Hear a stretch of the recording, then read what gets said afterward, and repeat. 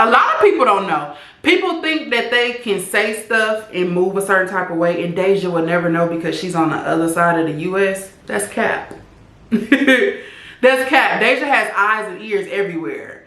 In places you wouldn't even know she has eyes and ears. Woo! Is this bitch on? Who used to say that shit? Is this bitch on? I think T.S. Madison. Is that who that was? Yeah, I'm looking in the viewfinder. So if I ain't looking at y'all and I'm looking up, just know I'm talking to y'all and not God, okay? Just dusty. Ugh. What up, QC crew? King Day is in the motherfucking building.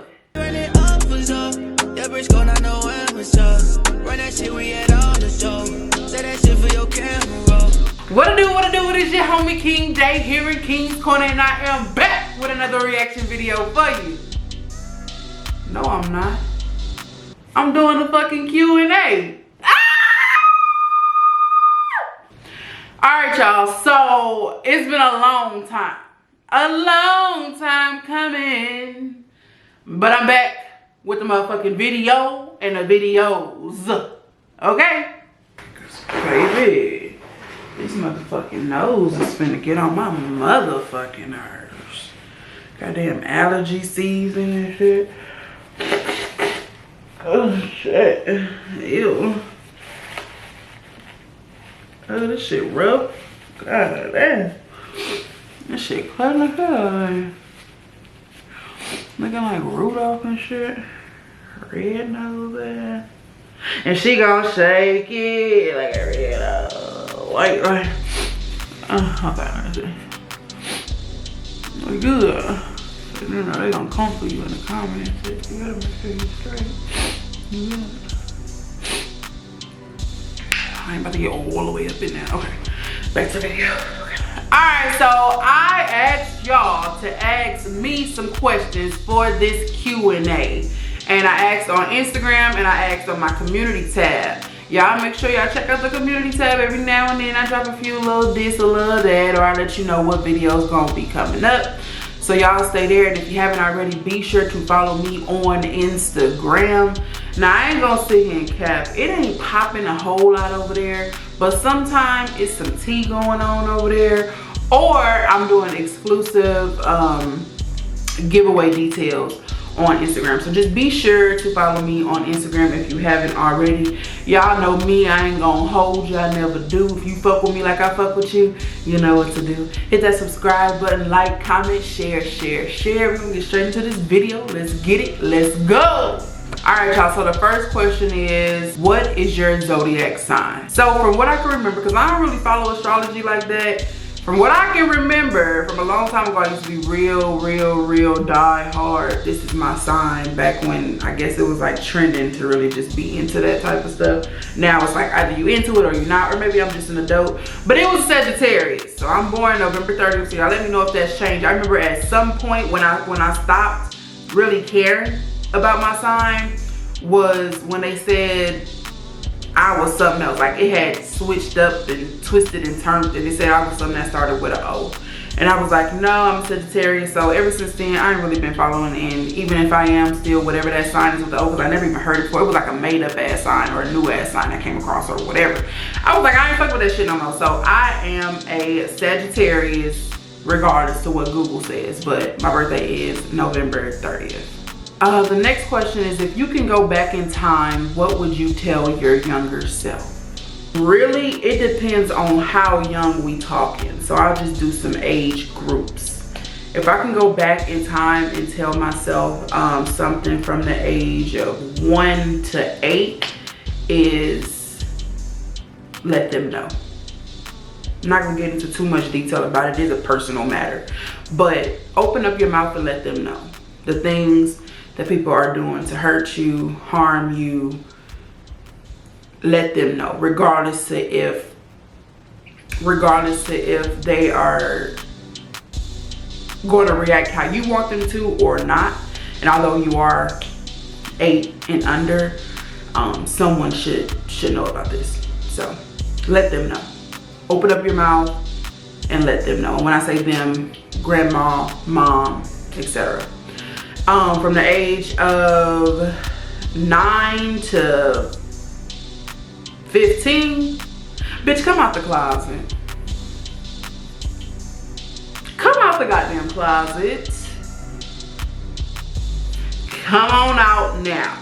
Don't wait till later, come on out now. And when you come out, stand on that shit. Stand on that shit.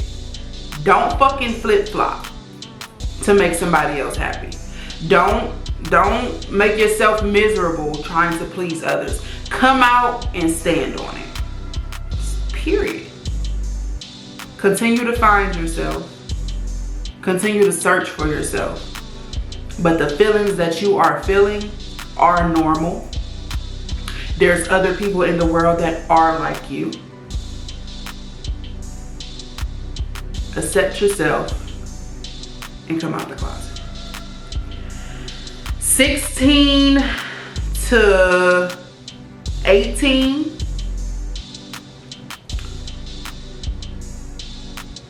learn your worth and respect yourself. Because if you respect yourself, you will get respect from others. Learn your worth and respect yourself. I know I did 16 to 18, but I'm gonna have to do 18 to 21. Accept yourself fully and take charge and control of your own life. Stop letting other things and other people control your life. Be you. Stand on that shit. Be comfortable, not only around certain people, but around everybody. So that means you need to be comfortable from within, and you need to get that shit together. 22 to, I'm 26 right now, so if I can tell myself something from a year ago. So 22 to 25, I guess. 22 to 25, cherish the moments that you have now with everybody. Regardless, just cherish them. Cherish the moments that you have with the people that you have right now. Next question is, if you wasn't doing YouTube, what would be your next step in life? If I wasn't doing YouTube, I would still be doing what I'm doing while I'm doing YouTube, is figuring out which business I want to start, which business I want to open. Because me, I had this trouble in college too. I like so many things. Some people are passionate about one, maybe two things, or they are really interested in one or maybe two things. Me, it's so much. It's so fucking much. So if I wasn't just doing YouTube, which I am doing YouTube full time now, if I wasn't doing YouTube, I would, like I said, still be trying to figure out which business I'm gonna open and actually start those steps to opening it. I have a couple in mind, and I'm going to take you guys on those journeys when it's time to start getting shit rolling and figuring shit out. But I have a couple of businesses in mind, and it's like, nothing against, you know, people who sell like the lashes or the hair, or, because that's money makers. That's just not my thing. So I know for a fact I don't want to sell that type of stuff, or sell like clothes or shoes, or it's just not what I'm interested in. I'm more so interested in selling a service than a product. So I know I'm not like looking for any vendors list or anything like that, or packaging orders and stuff. That's not really the direction I'm trying to go in. If it ends up there, then hey. But I want to give a service or sell a service instead of a product. But again, we'll get deeper into that. But if I wasn't doing YouTube, that's what I would be doing, or working in retail, because I fucking love retail. People are like, ain't no money in retail, and everything isn't about money. A lot of the times it's about your happiness. So if I had to choose, I would go back to retail, or I'll be in the same process as I am in now in opening up my business. The next question is, if you can have one last dance with your mom, what would the song be? It would have to be something hype. We'd have to get lit on that one. We wouldn't be able to do our little two-step. We'd have to get lit. We'd have to do something from back in the day. We'd have to do some Too Short, Shake That Monkey. We'll have to do some Geeked Up. We'll have to do we'll have to take it there. We'll have to just like really like get there. Let me see. We'll have to do some you and that, E40. We'll have to do some Snap Your Fingers, Lil Jon. We'll have to do some Cut, Trillville. We'll have to do some Laffy Taffy, D4L. We'll have to do some Big Bang YG. We'll have to turn all the way up or hit some of that good old 90s music like we did, you know, when our last dance did take place. But to be honest, it really ain't one song. I'm gonna have to put a playlist on, and we're gonna have to just make it do what it do till we can't do it no more. But yeah, if I had to pick, we would definitely turn up on our last dance. The next question is, what are your goals? Where do you see yourself in the next 10 years? In the next 10 years, I see myself off the motherfucking scene. No, I'm just playing. But I definitely see myself making money in my sleep, okay? Just owning multiple businesses in my home, my forever home. I'm not ready for my forever home just yet, but in 10 years, definitely in my forever home with the established family, and that's whether we adopt or we have kids. And hopefully within 10 years, they about 7 or 8, so. No, but just see myself established in my home with my family and in my bag. It's pretty much it. And I really, at that point, I think I want to be running like 3 to 4 successful businesses, more than one. Just opening shit, and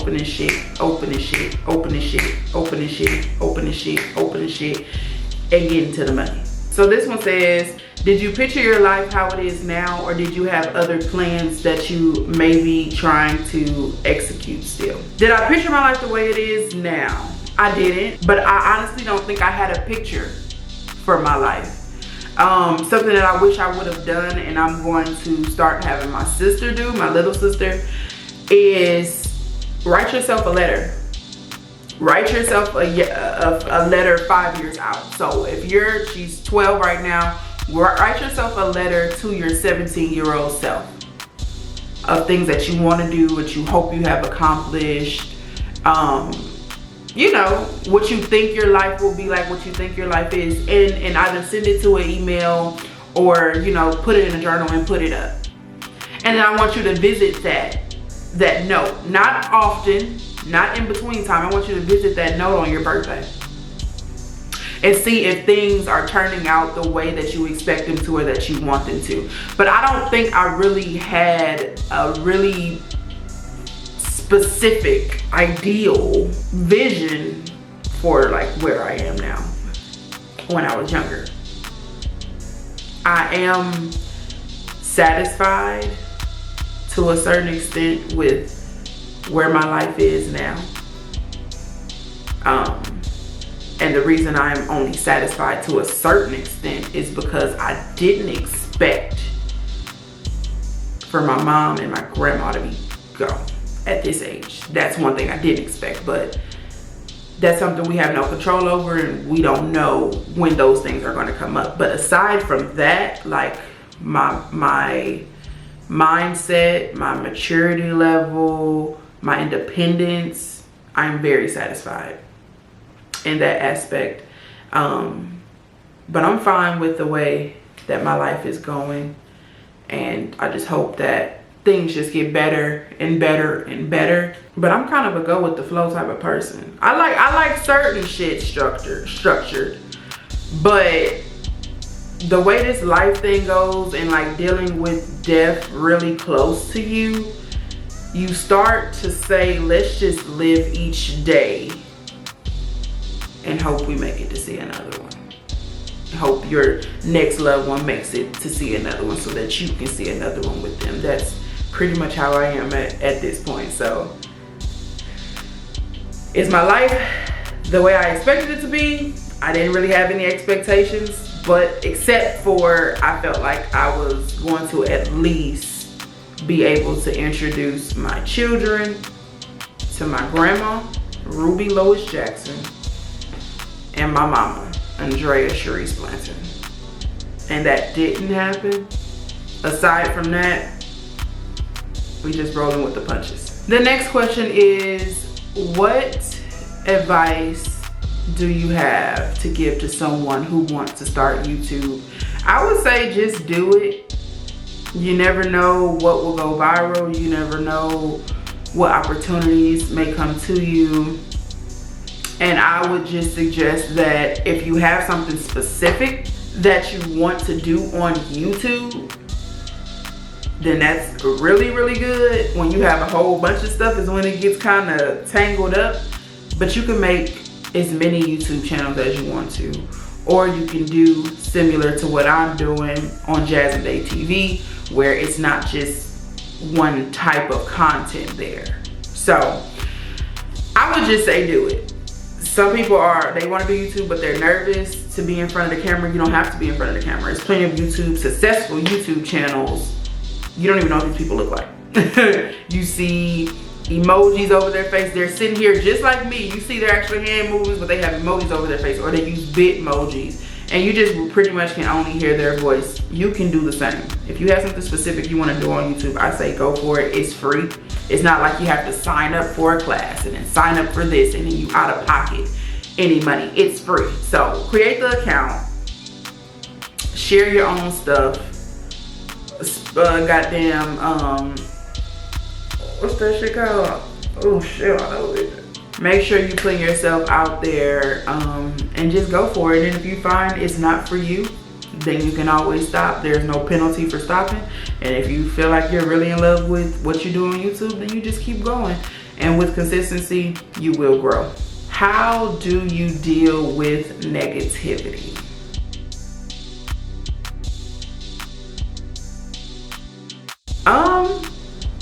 I don't have much negativity in my life. If you're referring to negativity in the comment section under particular videos on YouTube, I don't read them. I skim through. When I read my comments, I skim through. When I see love, I heart it. And sometimes when I see negativity, I heart it too, because you watch the video, and I know you watched the video because you formed an opinion about the video and you commented. That's helping me grow. So even if you are saying something negative or saying something I don't agree with, I still appreciate you. So, and I know a lot of people had questions about that too, like how you hearting this and you know they talking bad or whatever. I don't reply to it. I don't feed it. If I feed it, it just grows. I don't feed it. So if I see something negative or see something I don't agree with, although I don't agree with it, you're still helping me grow. You commented, you watched, and you either liked or disliked, but there's activity going on my video. You're helping me out. You might think that you are destroying me or tearing me down by saying something negative in the comments, but you're helping me. So I still like those comments, and I just don't feed it. If I got something to say or some type of reply I just don't agree with, me and my fiance, we go back and forth about it. Like, how this gonna say this? How this gonna say that? And then we be done, and then we laugh about it and we go on about our day. These people that are negative, they're helping me grow. They're putting money in my pockets. Have fun doing whatever you're doing. And if you're referring to my personal life, then I haven't really had too much negativity until my mom passed away. And at this point, the way I deal with that is I peep shit. I get an understanding of shit. I put 2 and 2 together. 2 plus 2 is 4. And people that bring the negative vibes and energy to me. See, a lot of people don't know. I'm gonna spill a little tea. A lot of people don't know. People think that they can say stuff and move a certain type of way, and Deja will never know because she's on the other side of the US. That's cap. That's cap. Deja has eyes and ears everywhere. In places you wouldn't even know she has eyes and ears. So you kikiing and cackling with her. Damn, the tea got too good, the camera cut off. I don't even know the last thing I said. But pretty much, you kikiing with her and telling her all this little stuff. And then of course she probably don't tell me everything, but I get the tea here and I get the tea there. But at this point in my life, like I said in the previous question, I'm living my life day by day, and I have to live my life for me. So I can't allow a person to have that much control over me to where the negativity that they bring or they show or they give is affecting my day-to-day life, because I gotta make sure I'm here another day. So I can't let you stress me out. We only get 24 hours. I can't let you stress me out 8 hours of my day. I'm gonna be asleep 8 other hours. That's 16 goddamn hours, and then what we got left? No ma'am. No ma'am. So that's pretty much how I deal with it. I laugh at that shit. I let that shit roll off my back, because the same people that are being negative towards me are being negative towards the people they're being negative with me to somebody else. So they're just negative. That just is what it is. I laugh at that shit. I don't feed it, and I move the fuck on. And since we are still here on the negative topic, might as well go ahead and answer this negative question. Although the question isn't negative, but the answer is negative. Have you spoken with any of your family members since the funeral? I'm gonna tell you this right now. Those people in California, except for my sister is the only person I consider family. After my mom's funeral, I got reached out by the 2 people that gave me hell. They reached out to me about decoration because, like I mentioned in Gone for Good, they wanted to top the repast for her birthday, which didn't even scratch the surface, but that's not here or there. They were asking about decorations and extra obituaries. That's about it. At the repast though, I'm not gonna cap. At the repast, as I mentioned again in Gone for Good, after I passed out, the gifts my mom had bought for people for the year, I guess that was their way of wanting to hug and wanting to, you know, say some nice words at that time.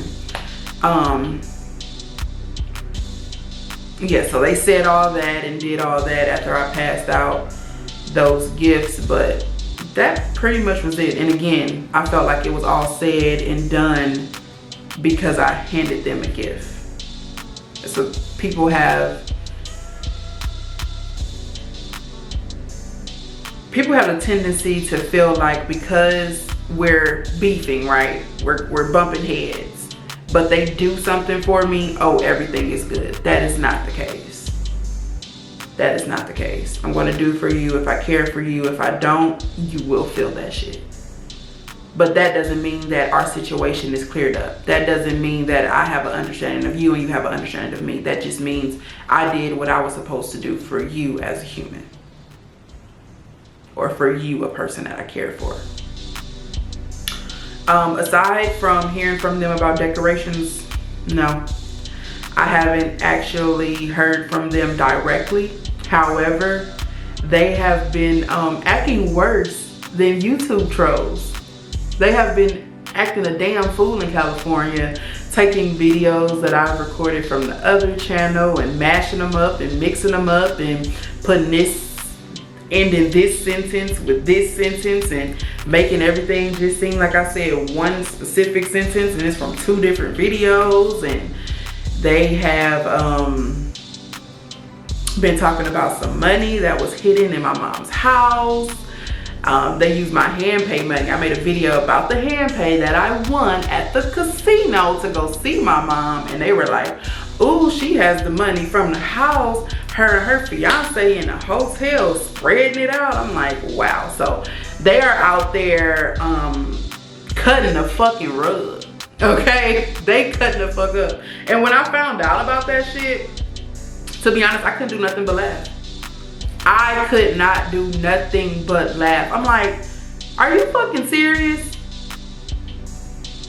Are you fucking serious? But y'all, we ain't gonna get all the way in today. If y'all want a story time about that, I'll be more than happy to give y'all story time with the receipts, okay? Because I have the receipts about what they out there doing and trying to say.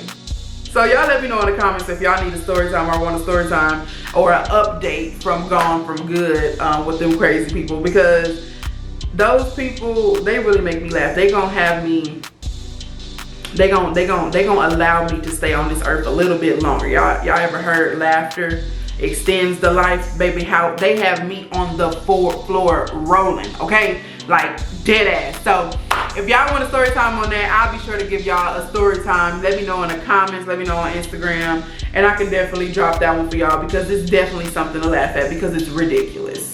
Alrighty, so the next question is, who/what is your inspiration, your biggest inspiration? My biggest inspiration would have had to been my grandma, Ruby Lois Jackson. Ain't no woman like the grandma I had, okay? All around good person, kind-hearted.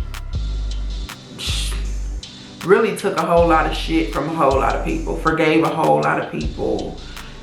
I wasn't able to attend her funeral, but I can see the guilt on the faces of the motherfuckers that did her wrong. And whew, it's actually a good thing I didn't attend her funeral. Oh, I got so much to say. These family members, baby, I hope I am breaking the curse before me and Babe start our family, because, ooh.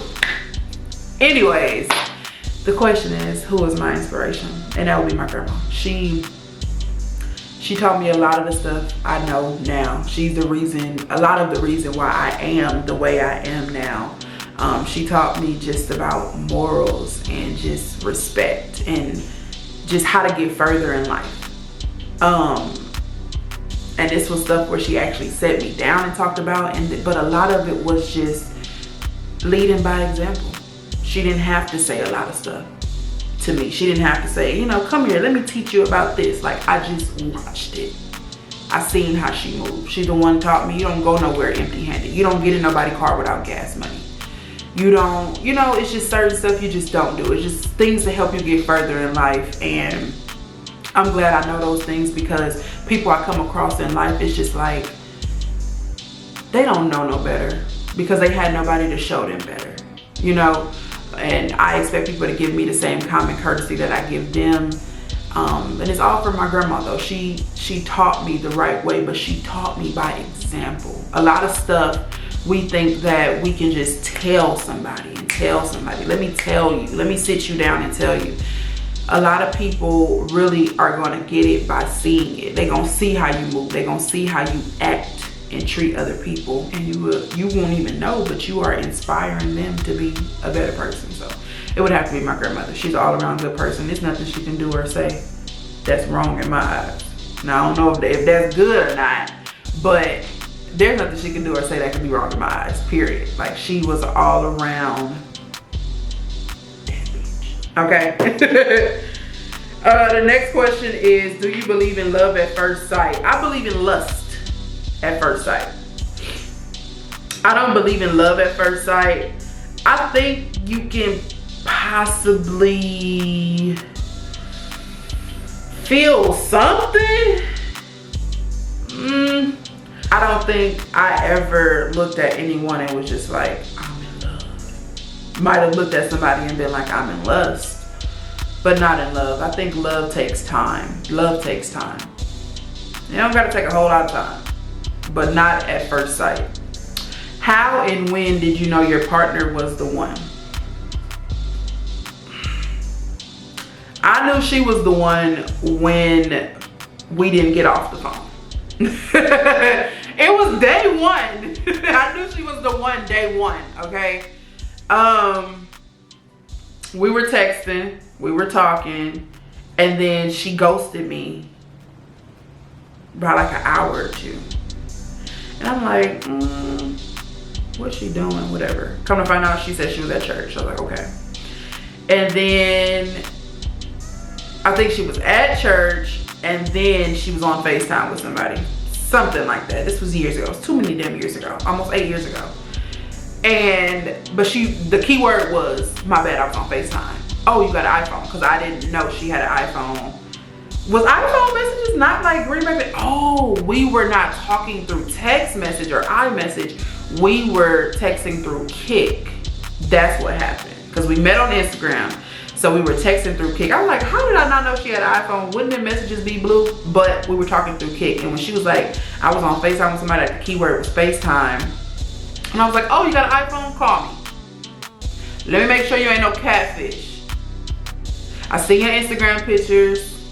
I see you posted up on the counter and this and this and that and all that. Let me make sure you is who you is. Even though I look busted, dusty, busted, whoever, fucked up. Let me make sure you are who you are. And when we got on FaceTime and I seen that she wasn't a catfish and she wasn't just fucking with me, and her accent and her voice and just our conversation, we just kikied. And when we got on FaceTime, we never got off. Like our FaceTime shit literally used to be like 12 hours. Like we would go to sleep and you know how you be asleep but you ain't all the way asleep, so when you hear the beep beep beep, like the phone had hung up, and then I'll call her back and it'll go straight to voicemail because it had died. Like I fucked up her iPhone. Like so when we got on FaceTime and we never got off, our conversation flowed and flowed and flowed. We talked and talked and talked. It didn't get dry, it didn't get boring, it didn't get weird. Talking to me around her family members, talking to me around her mom, her family members popping in. Who is that? Deja. Or I was DJ then. I wasn't dating a day or none of that. I was DJ. It was a DJ, you know, whatever. I felt comfortable. So I knew she was the one day one, because when we got on the phone, we never got off. Do you believe in gender roles, and how do you navigate them being in a homosexual relationship? I just feel like this. Everybody should feel secure in their relationship. When it comes to the gender roles, it's like, okay, yeah, I dress like the boy and she dresses like the girl, whatever. But sometimes she's the one taking control. Most of the time, I'm the one taking control. And that's in all aspects, not just like bedroom stuff. I do personally feel like I take the role of the man, not only because of how I dress, but because of how I move. I don't want my woman having to go to work. I want to be in a position to set her in a position where, not that she can chill all day, because I don't believe in chilling. I don't give a fuck what your role is. But so that she doesn't have to answer to no one but herself. I want to provide for her, my family, our family. When we start our family, I want to be the provider. So in that sense, that's just me personally. Because if I was straight, I would want that from my man. I feel like my mindset would be different. If I was straight, I want that from my man. I don't want to clock into nobody's job. I want you to take care of me, and then I want me to get my own bread and take care of me. So that's double taking care of me. And that's how I want my woman to be. I want to take care of her, and then I want her to be in her back to take care of her. So then she's getting double taken care of. So, but aside from that, nah, it just is what it is. Gender roles, I just want to protect her and provide for her. That's it. Aside from that, I don't care. But I wouldn't have a problem if she wanted to protect and provide for me.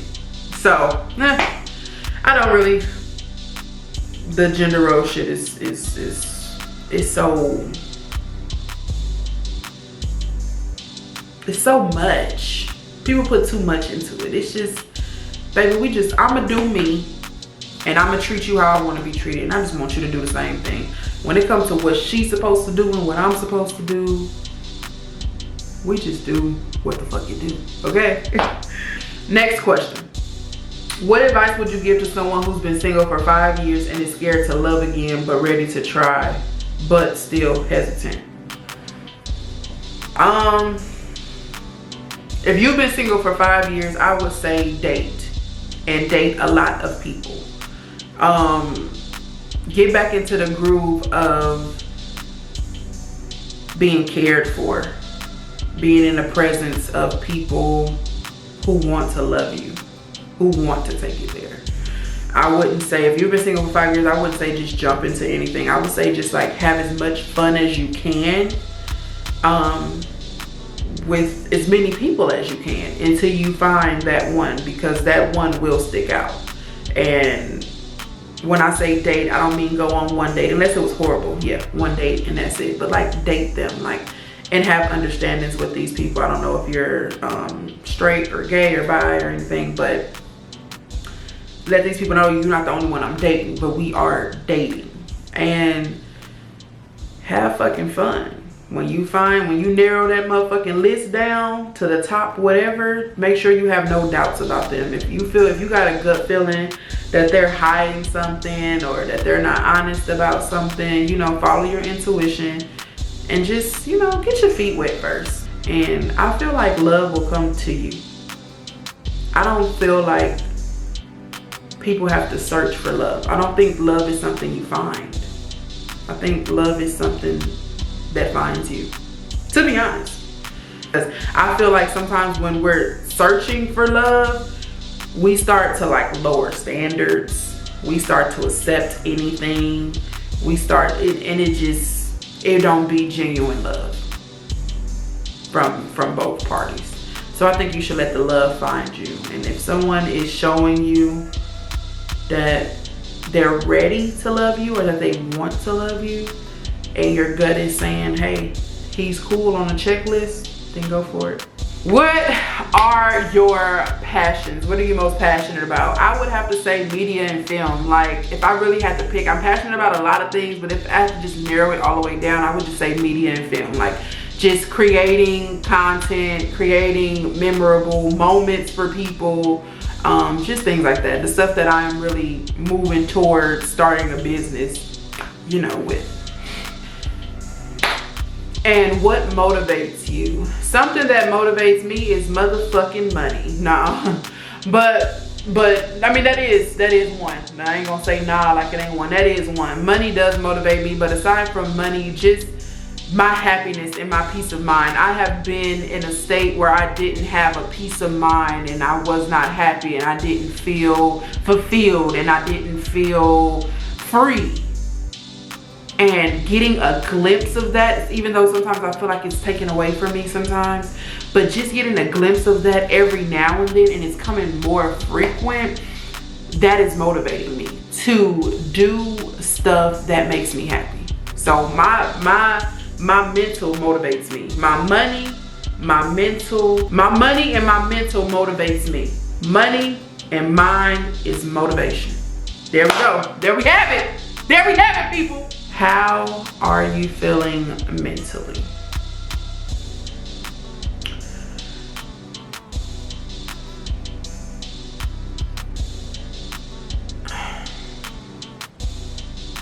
If I'm being completely honest, it changes by the day. Some days I'm like, yeah, I can conquer the world. And other days, I just want to curl up into a ball in a dark room. No matter what I'm feeling, I always push through. No matter good or bad day, I push through. And most people wouldn't even notice something is wrong with me. Because I don't like to just like dwell on that type of shit. Like, I don't like to put myself in a depression. I don't like to just sit up and just cry all day. That's not, and I'm not saying no one likes to, but some people do it, and maybe that's really the way to go. I don't know or not. I don't know if that's the way to go or not.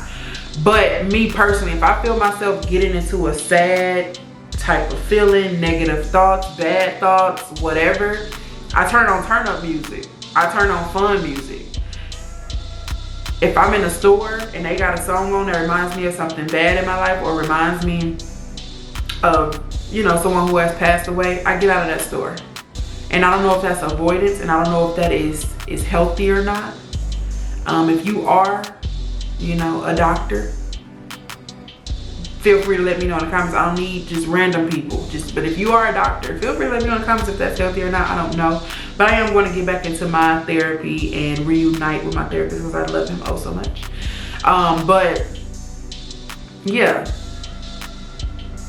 it's really hard if I get stuck into that zone. It can last for a long time. So I try not to even let it get there. So mentally, I guess I can say I'm okay. And when I say I'm okay, that don't mean I'm good or great. That means I'm literally in the middle. I'm not bad, I'm not good. I am okay. Because I'm making it through day by day. I'm learning something new about myself day by day. And I am pushing forward. So mentally, I can say I'm okay. Well, that's it, people. I didn't think the Q&A was gonna be oh so serious. But if you like videos like this and you want to see more is to come. Don't forget to like, comment, subscribe, share, because right now, King Day is out the motherfucking building. Turn it up, was up. That bitch gon' not know when was up. Run that shit, we had all the show. Say that shit for your camera.